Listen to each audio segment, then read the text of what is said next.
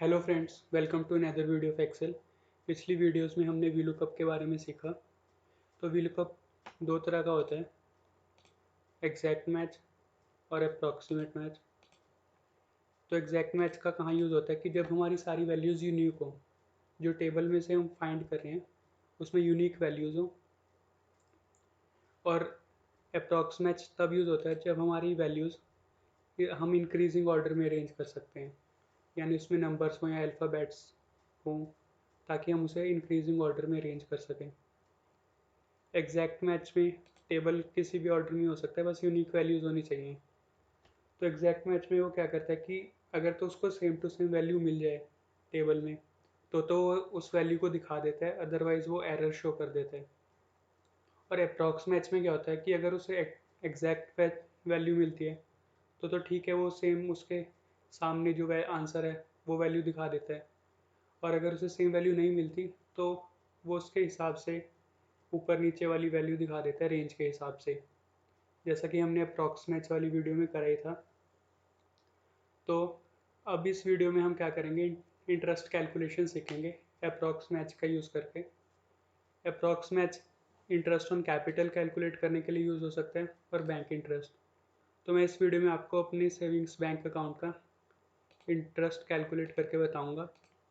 तो ये bank statement मैंने अपने बैंक की वेबसाइट से डाउनलोड कर लिया। इसमें है date, narration, value date. Value date होती है जो इंटरेस्ट कैलकुलेशन के लिए काम आती है कि इस दिन से इस हिसाब से इंटरेस्ट कैलकुलेट होगा। डेबिट अमाउंट और मेरा है क्लोजिंग बैलेंस। तो अगर क्लोजिंग बैलेंस देखें तो 1 अप्रैल को इतना था, 2 अप्रैल को इतना था, तो ये क्लोजिंग बैलेंस आ गया। तो अब इसके लिए मैं कैलकुलेशन शीट बना लेता हूँ एक। ये होमवर्क है आपका, ये लास्ट में बताऊँगा। मैं एक शीट डाल दूँगा डिस्क्रिप्शन में, उसको डाउनलोड करके आप उसमें इंटरेस्ट कैलकुलेट करके देखना। तो इसमें सबसे पहले तो जो मेरी बैंक स्टेटमेंट है वो है 20-21 की। तो मैं इसमें सारी डेट्स 1 अप्रैल 20 से लेके 31 मार्च 21 तक की सारी डेट्स लिख लेता हूँ। 2 अप्रैल 2020, और बस इसको सिलेक्ट करके इन दोनों को, ये जो छोटा सा स्क्वायर सा दिख रहा है इसको खींचना है। और 31 मार्च 21 तक चाहिए मुझे, क्योंकि मुझे इस फाइनेंशियल ईयर की इंटरेस्ट की कैलकुलेशन करनी है। तो ये मेरी सारी वैल्यूज़ 31 मार्च 21 तक की आ गई। अब मुझे चाहिए क्लोजिंग बैलेंस। क्लोजिंग बैलेंस मैं लूँगा इस वाली शीट से, व्हील कप का फार्मूला लगा के। अब मेरा क्लोजिंग बैलेंस अगर देखूँ मैं, 1 अप्रैल को इतना है, 2 अप्रैल को इतना है, फिर 3 अप्रैल को भी इतना ही रहा, क्योंकि मेरी नेक्स्ट ट्रांजैक्शन है 8 अप्रैल को, यानी 2 से लेके 7 अप्रैल तक मेरा बैलेंस इतना रहा। और फिर 8 अप्रैल को चेंज हुआ।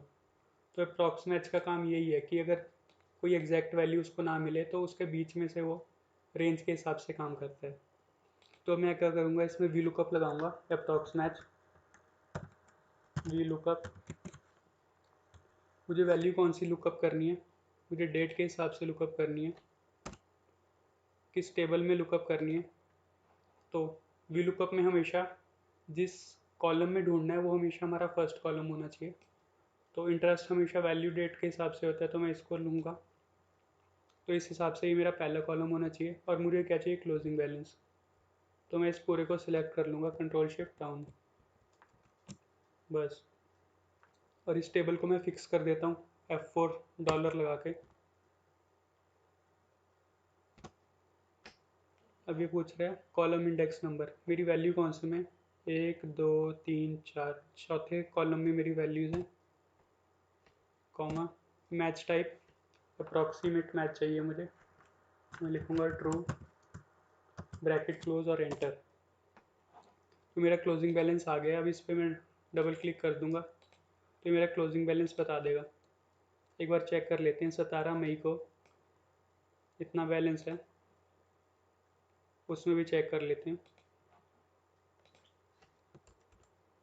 17 मई को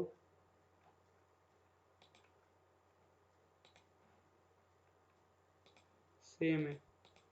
एक और डेट चेक कर लेते हैं जो कि बीच में पड़ रही हो कोई डेट। हाँ, इसमें देख लेते हैं। मेरा 15 जून को भी यही बैलेंस होना चाहिए, 10,334 रुपये। तो मैं इसमें चेक कर लेता हूँ कि 15 जून को 15 जून में मैं बैलेंस चेक कर लेता हूँ एक बार। तो 15 जून में भी वही बैलेंस है, 10,334। तो ये बैलेंस तो ठीक दिखा रहा है। अब बात कर लेते हैं इंटरेस्ट रेट की। इंटरेस्ट रेट हो सकता है पूरे साल सेम रहे। अगर सेम है तो मैं वो इंटरेस्ट रेट लिख के और एंटर कर दूंगा, उसमें तो कोई दिक्कत है ही नहीं। लेकिन दिक्कत क्या है कि अगर हमारा इंटरेस्ट रेट चेंज हुए साल के दौरान, जो कि मेरे केस में चेंज हुआ है, तो मैंने इंटरेस्ट रेट भी निकाल के लिख लिया है कि 1 अप्रैल 20 से लेके 10 जून तक, 1 अप्रैल से लेके 10 जून तक तो इंटरेस्ट रेट था इतना, और 11 जून से अब तक इंटरेस्ट रेट है 3%। तो इंटरेस्ट रेट यहाँ से उठाए, तो अब मैं इंटरेस्ट रेट भी मुझे वी लुकअप से देखना पड़ेगा। Equal to V lookup value. Interest rate किस हिसाब से चेंज हो रहा है, डेट के हिसाब से चेंज हो रहा है। तो मैं लुकअप वैल्यू डेट लूँगा, कॉमा मेरा टेबल किस में देखना है, मुझे इस टेबल में देखना है। इसको मैं फिक्स कर लेता हूँ F4 से, कॉमा, और मेरा आंसर कौन से कॉलम में, कॉलम इंडेक्स नंबर 1 2 दूसरे कॉलम में। और मेरा मैच टाइप कौन सा है, अप्रॉक्स मैच। तो मैं ट्रू लिख देता हूँ, ब्रैकेट क्लोज और एंटर। तो इसने इंटरेस्ट रेट ले लिया। ध्यान रखना 11 जून से चेंज हो रहा है इंटरेस्ट रेट, तो अभी तो 3.3 चल रहे हैं।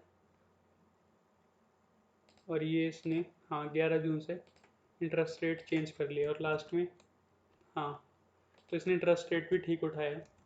और मुझे इंटरेस्ट अमाउंट चाहिए। अब इसमें इंटरेस्ट अमाउंट ध्यान से देखना, हमारा सिंपल कैलकुलेशन है।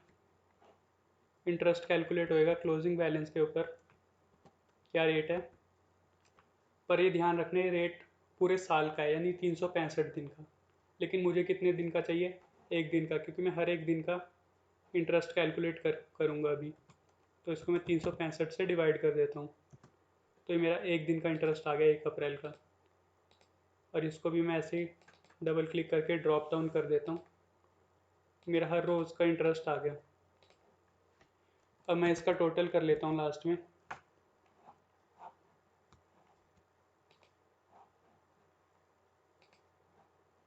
इसका मैं टोटल कर लेता हूँ यहाँ पे, ऑल्ट इक्वल टू, और मेरा इंटरेस्ट आ गया टोटल इतना। अब एक बार चेक कर लेते हैं कैलकुलेशन ठीक है या नहीं। इतना है ना, 461 पॉइंट समथिंग समथिंग। और ये मेरा बैंक स्टेटमेंट से मैंने डाउनलोड किया अपनी बैंक की वेबसाइट से। मेरे इस फाइनेंशियल ईयर का इंटरेस्ट इतना ही आ रहा है। तो ये चीज़ मैच हो गई है। तो मैं इसको एक बार समराइज़ कर देता हूँ। सबसे पहले हमने 1 अप्रैल से लेके 31 मार्च तक की सारी डेट्स लिख ली। उसके बाद मैंने क्लोजिंग बैलेंस के लिए वी लुकअप लगाया, और वी लुकअप के हिसाब से जो मेरी दूसरी शीट में मेरी बैंक स्टेटमेंट थी, उसमें मुझे चेक करना है हमेशा वैल्यू डेट को पहले कॉलम में रखना है। और उस हिसाब से मेरे को आंसर में वैल्यू चाहिए क्लोजिंग बैलेंस की। तो मेरा क्लोजिंग बैलेंस आ जाएगा यहाँ पे। इंटरेस्ट रेट अगर आपका सेम है पूरे साल, तो सिंपल है, आप सेम इंटरेस्ट रेट डाल दोगे सारी जगह। और अगर वो चेंज हो रहा है तो उसके लिए भी आपको एक टेबल बनाना पड़ेगा। और ये टेबल हमेशा इंक्रीजिंग ऑर्डर में होना चाहिए, यानी कि मैं इसको ऐसे नहीं बना सकता था कि पहले मैं 11 जून लिख देता और उसके बाद मैं 1 अप्रैल लिखता, तो ये चीज़ गलत हो जाती। हमेशा इंक्रीजिंग ऑर्डर में होना चाहिए मेरा टेबल अप्रॉक्स मैच के लिए। तो इसलिए मैंने इस टेबल में से वैल्यूज़ चेक करके और इस लुकअप करके मेरा इंटरेस्ट रेट भी आ गया। और इंटरेस्ट अमाउंट कैसे आई, क्लोजिंग बैलेंस को इंटरेस्ट रेट के साथ मल्टीप्लाई किया। लेकिन अगर मैं ऐसे मल्टीप्लाई करता हूँ क्लोजिंग बैलेंस को इंटरेस्ट रेट के साथ, तो जो मेरा अमाउंट आएगा वो पूरे साल का इंटरेस्ट आएगा। और मुझे तो सिर्फ एक दिन का चाहिए, तो इस अमाउंट को हम 365 से डिवाइड कर देते हैं हमेशा। तो मेरा एक दिन का इंटरेस्ट आ जाता है। तो मैंने ऐसे ही यहाँ पे एक एक दिन का इंटरेस्ट निकाल लिया और लास्ट में उसका पूरे साल का टोटल कर लिया सम का फार्मूला लगा के, और मेरा पूरे साल का इंटरेस्ट आ गया। तो आज की वीडियो में इतना ही। अब आपका होमवर्क है, मैं एक इंटरेस्ट ऑन कैपिटल के लिए एक एक्सेल शीट डिस्क्रिप्शन में डाल दूंगा। उसको डाउनलोड करके आप इंटरेस्ट ऑन कैपिटल कैलकुलेट करके देख लेना। उसका आंसर मैं डिस्क्रिप्शन में डाल दूंगा, आप पहले अपने आंसर्स कमेंट्स में डाल देना, उसके बाद में उसका आंसर बाद में कमेंट्स में आंसर कर दूंगा। तो thank you friends, thank you for watching.